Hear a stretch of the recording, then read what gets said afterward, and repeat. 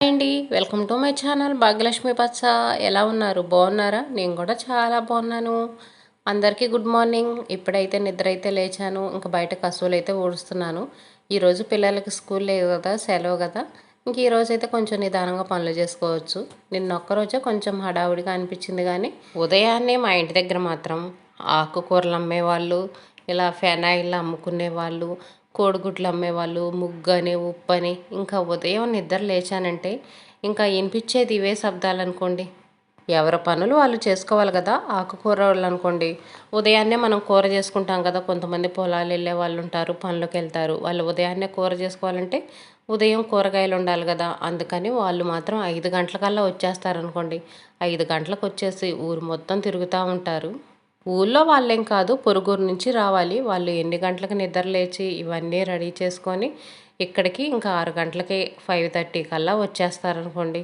బతుకు తెరువు కోసం ఎవరి పనులు వాళ్ళు చేసుకోవాల్సిందే, తప్పదు. కసువు అయితే మొత్తం నీట్గా ఊడ్చేసాను. కసువు ఊడ్చేసి ఇంకా గచ్చు అయితే కడుగుతున్నాను.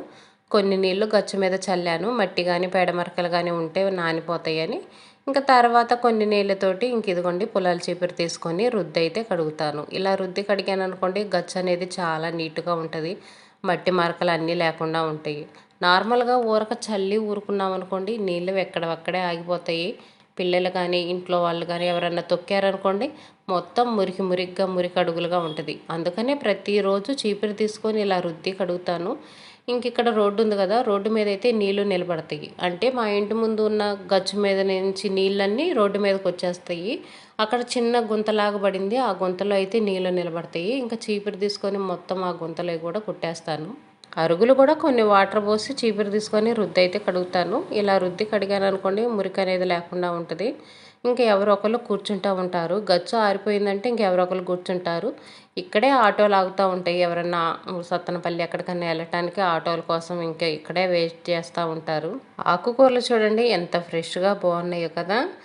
ఆకుకూరలు పప్పు చేస్తే మా పిల్లలు ఇష్టంగా తింటారు, కానీ పులుసు కూరలు అలా చేస్తే తినరు.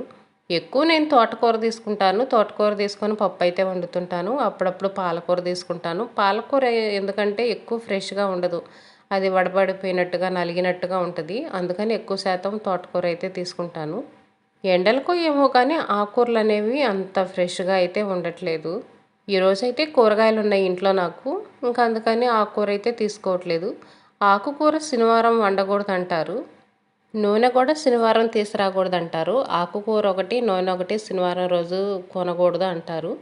ఆకుకూరలు కూడా వండుకొని తినకూడదు అంటారు. అది ఎంతవరకు నిజమో నాకైతే తెలియదు, కానీ కొంతమంది అయితే అలా అంటూ ఉంటారు.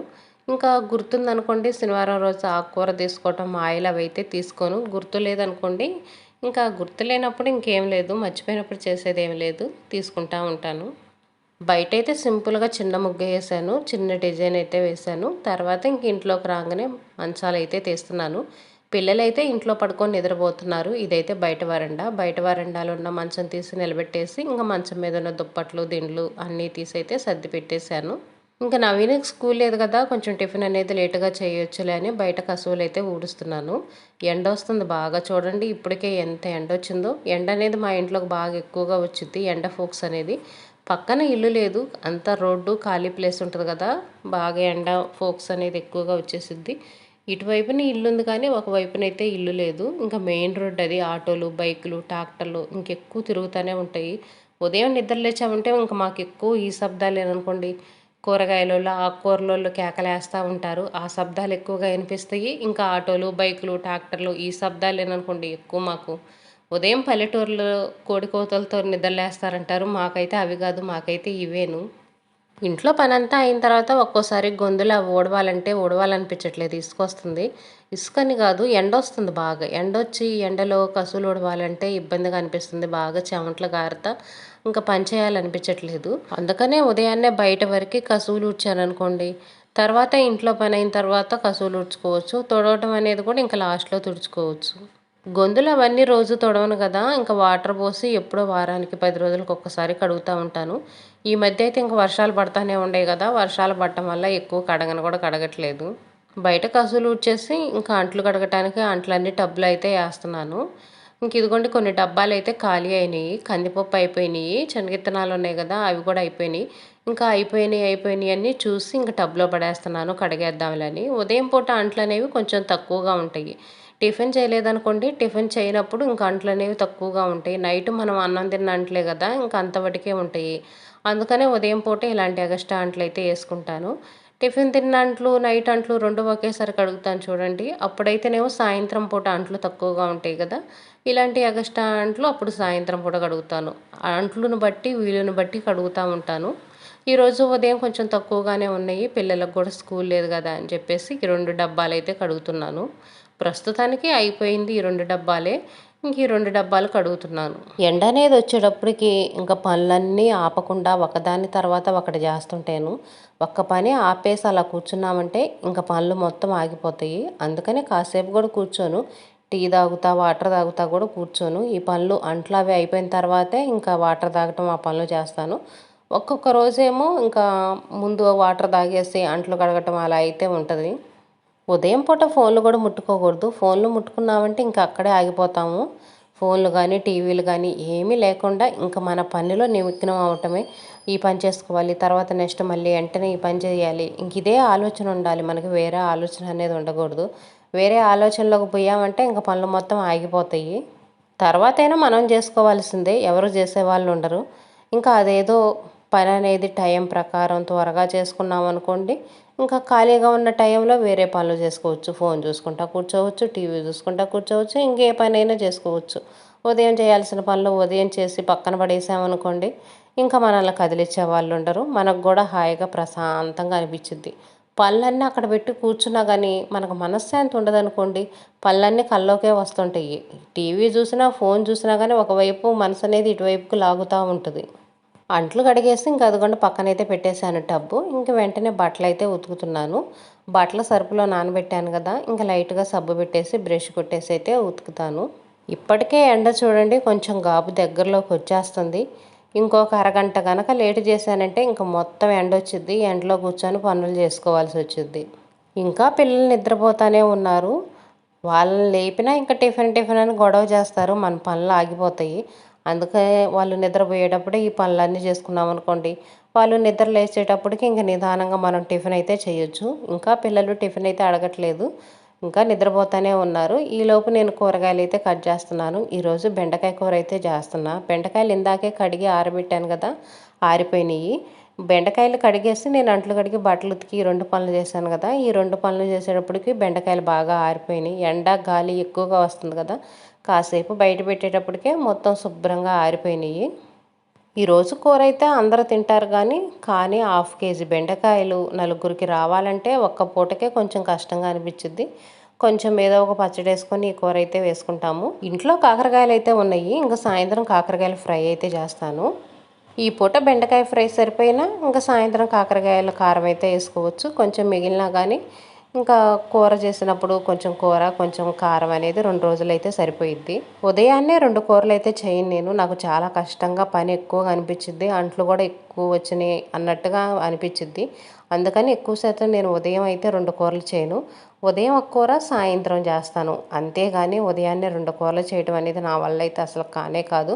కూరలు చేయనులేండి. సాయంత్రం పూట ఏదో ఒక పచ్చళ్ళు చేస్తాను. పచ్చిమిర్చి పచ్చడని, కాకరకాయల కారం అని, ఇలాంటివి ఎగస్ట్రా కూరలు ఉంటాయి కదా! అలాంటివి చేస్తాను. అవైతే 2, 3 రోజులు వస్తాయి కదా! మళ్ళీ తర్వాత వేరే పచ్చళ్ళు చేసుకోవటం, లేదనుకోండి నూనె పచ్చళ్ళు ఉంటాయి కదా! అవి వాడుకోవటం అలా అయితే చేస్తాను.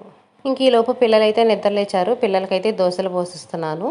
ఇంకా దోసల్లోకి ఈరోజు చట్నీ వద్దంట. ఉల్లిపాయలు వేసి కారం వేసి ఇవ్వమన్నారు. అందులో చట్నీకి పల్లీలు అయిపోయినాయి కదా!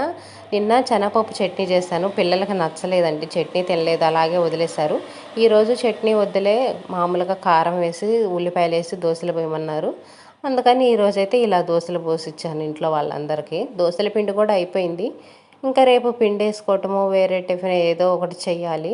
ఇంట్లో గోధుమ పిండి కూడా లేదు, అయిపోయింది. సరుకులన్నీ ఒక్కొక్కటి అయిపోతా వస్తున్నాయి. ఇంకా మండే కానీ సరుకులు తెప్పించడమో ఏదో ఒకటి చెయ్యాలి. దోశలు పోసిచ్చిన తర్వాత ఇంక నేను కూడా టిఫిన్ అయితే తిన్నాను. టిఫిన్ తినేసి ఇంక ఇదిగోండి ఇల్లు అయితే కసువులు ఊడుస్తున్నాను. ఇల్లు మొత్తం కసువులు ఊడ్చిన తర్వాత బండ్ల తుడవటం ఈ పనులు అయితే చేస్తాను. ఫస్ట్ వంటగది నుంచి అయితే స్టార్ట్ చేస్తాను. కూర కూడా చేసేసాను కదా, ఇంకా పని అయితే ఏం లేదు. అన్నం వండటం ఒక్కటే. ఇంకా అన్నం అనేది మధ్యాహ్నం 12 గంటలకు అలా అయితే వండుతాను. 11 గంటలకు బియ్యం కడిగేసి పెడతాను. ఒక గంట సేపు బాగా నానతాయి. 12కి అయితే పొయ్యి ముట్టిస్తాను. మేము అన్నం తినేటప్పటికి టైం 1:30 అలా అయింది. బయట కసువులు ముందే ఊడ్చాను కదా, ఇంక ఇల్లు 2 గదులుగా ఆ 2 గదుల వాటికి కసువు ఊడ్చేసాను శుభ్రంగా. ఇంక ఇదిగోండి ఇప్పుడైతే గ్యాస్ పొయ్యి క్లీన్ చేస్తున్నాను. గ్యాస్ పొయ్యి మీద కొంచెం నూనె మరకలు, జిడ్డు మరకలుగా ఉంది. అందుకని నీళ్ళలో అయితే కొంచెం షాంపూ వేసాను. షాంపూ నీళ్ళతో అయితే మొత్తం క్లీన్ చేస్తున్నాను.